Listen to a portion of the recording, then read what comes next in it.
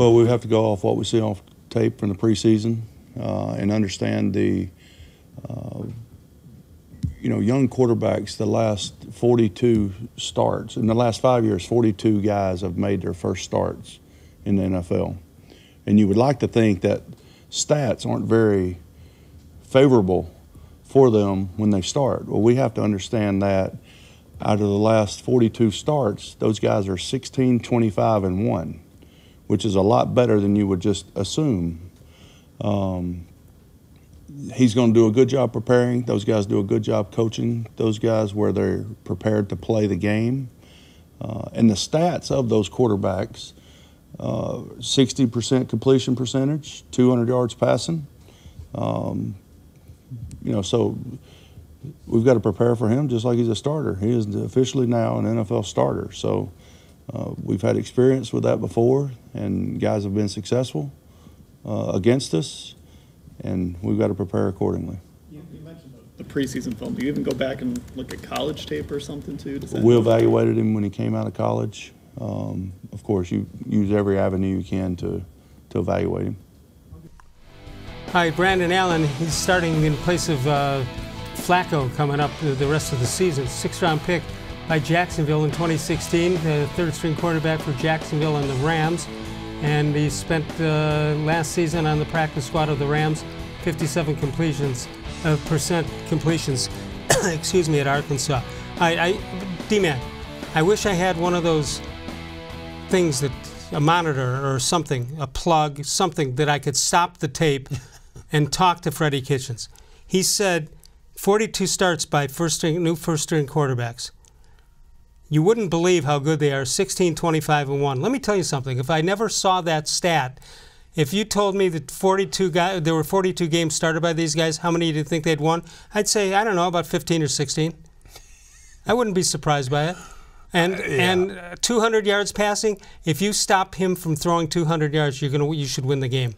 Listen, it's easy to tee off on Mr. Kitchens and I misidentified him.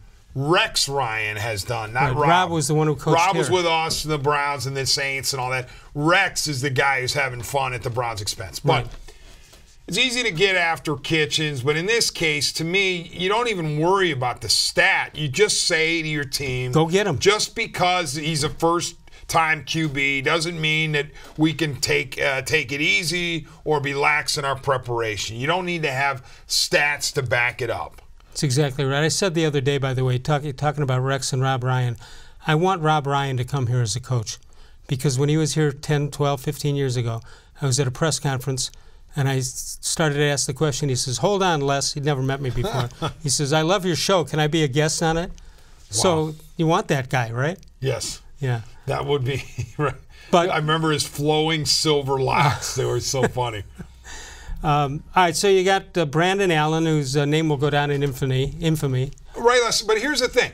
Flacco, a veteran, he's got a Super Bowl ring and respected, but maybe, just maybe, some of these Broncos players are saying Flacco and his lack of mobility and some of his misses have held us back a little bit. So just because you transition from the veteran who's got a resume to a guy who's never played, that doesn't automatically mean that the players are going to hang their heads. They might say, well, you know what?